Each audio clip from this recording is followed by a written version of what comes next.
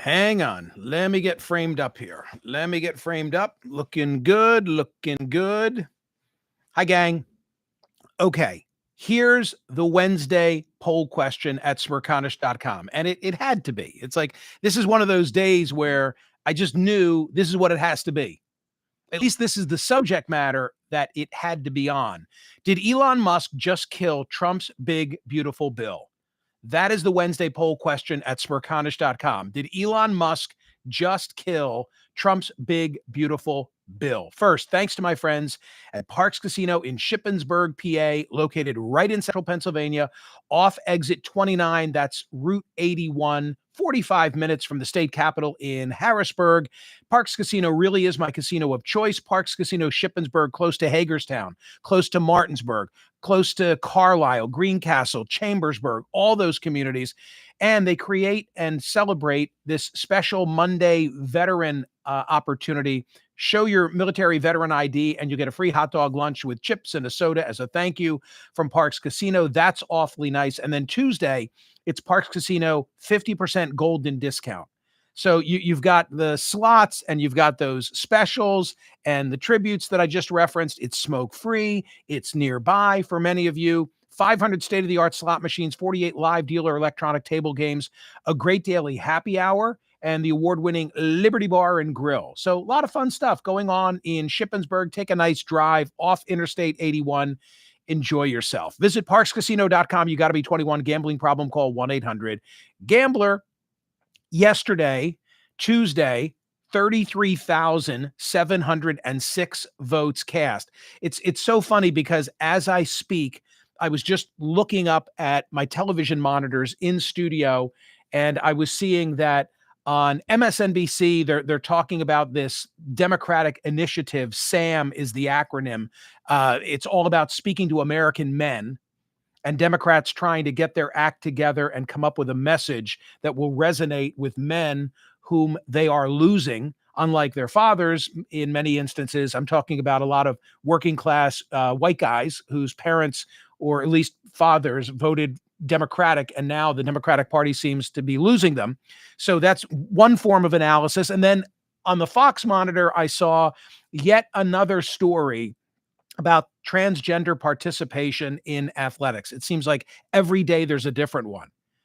So the focus of yesterday's program was largely on this issue with some great expertise.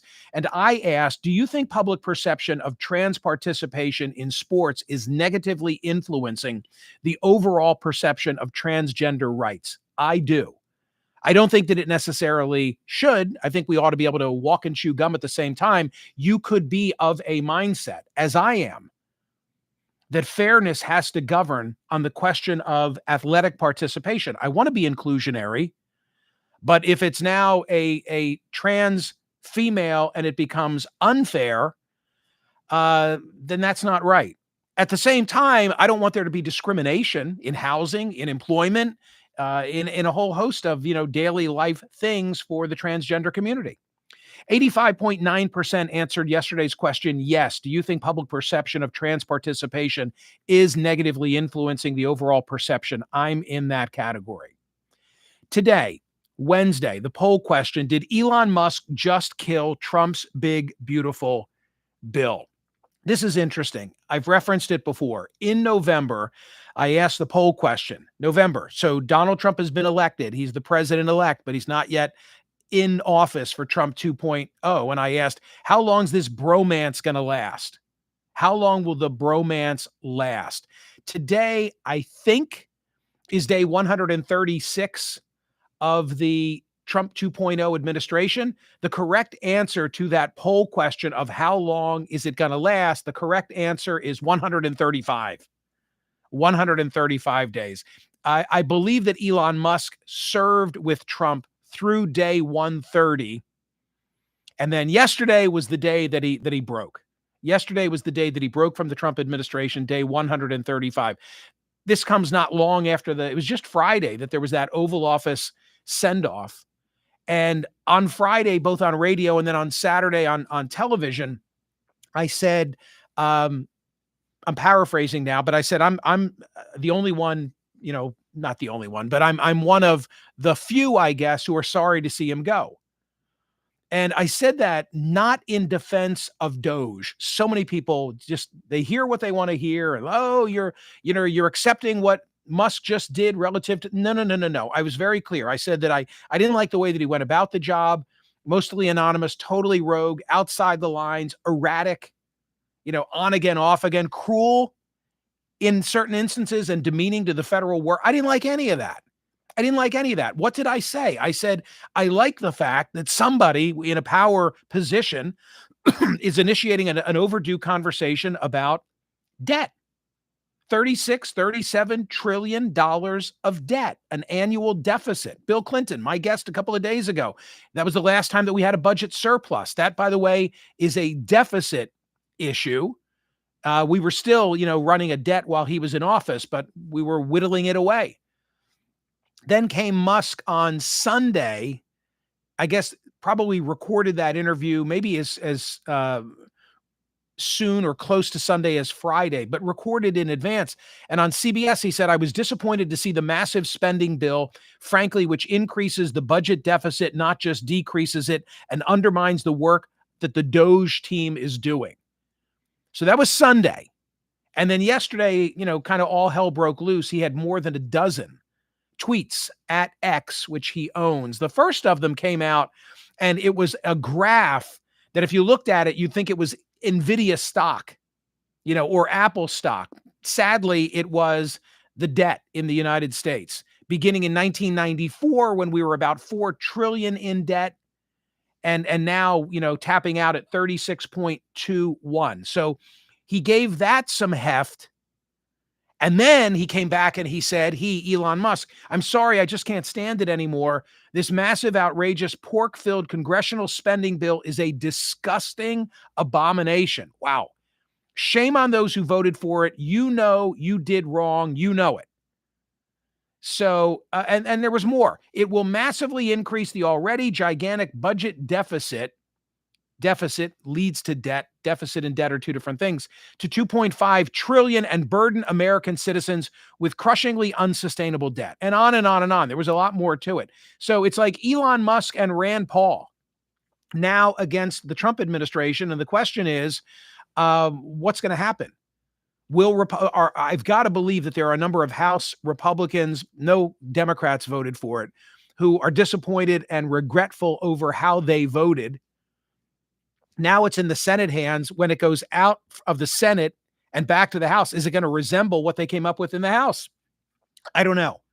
I don't know. That remains to be seen. What's really at issue here is the 2017, what year am I thinking of? The tax cut that Trump initiated that is, that's right, elected in 2016, out of office because he lost in 2020. The 2017 tax cut, which he ran on. I mean, that's the problem that Trump has, is that he ran on promises that he was going to maintain the tax cut, that he was going to increase border security. That's a good thing. And expand the military. Nobody ever wants to take a microscope to the military, which I think is a mistake. So, he's trying to honor those pledges. I think President Trump was counting on being able to rationalize some of his argument by saying, well, we just saved all this money with Doge. And now that's in doubt. From the Washington Post, billionaire Elon Musk blasted the massive tax and immigration bill at the heart of President Donald Trump's agenda on Tuesday, calling the measure a disgusting abomination that would burden the country with crushing unsustainable debt. Though Musk, who on Friday left his post as the head of the U.S. Doge service, Trump's cost-cutting effort, had previously criticized the bill in gentler terms, his posts on X, the social media platform he owns, represented the sharpest attack yet on the Trump White House. So how will Trump respond? That remains to be seen. The nonpartisan Congressional Budget Office said that the bill will increase the national debt $2.4 trillion over the next decade. $2.4 trillion over the next decade. I saw a comment on that Washington Post story that relates to the poll question. This person said, this is much to do about nothing. Musk has no sway over individual senators. Once Trump gets on the line with the so-called fiscal hawks, they will fall in line just like their counterparts in the House did, except for Rand Paul. Is that true? That's really what I'm asking. Is Trump going to be able to control the House, the Senate, keep them all on the same page, notwithstanding Elon Musk's criticism? I mean, it's so funny how people act through partisan interest. Chuck Schumer, who has been so critical of Elon Musk, now, saying kind words about Musk. But has Schumer thought it through? Because what Musk is saying is he wants cuts. He wants cuts to programs like those that Schumer stands behind. So everybody is just trying to work their own angle. Is I guess the point that I'm making. One other observation, some will say, I think Speaker Johnson is already saying this, well, Elon didn't get what he wanted in terms of protection for EVs, electronic vehicles. So one of the arguments that's being made about Elon Musk is this is all self-serving.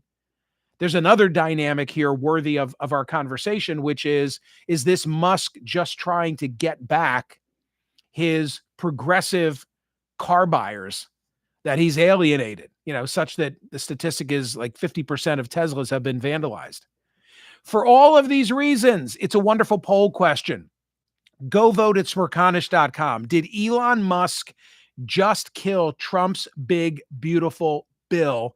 I'm a doubter. I'm a no voter on this. I don't think that he did, but he's definitely thrown a monkey wrench into the process and made it more difficult for Republicans to toe the line. What's your vote? Go vote at smerconish.com. Please do. Did Elon Musk just kill Trump's big, beautiful bill? Like and subscribe, and set yourself up for notifications. Okay? Thank you, gang. Julia, probably not. We have 7 Teslas on my street. None of them has been vandalized. Classic top 30. Well, you live in a safe neighborhood. That's wonderful. Nor should they be vandalized, right? See you, gang. Thank you.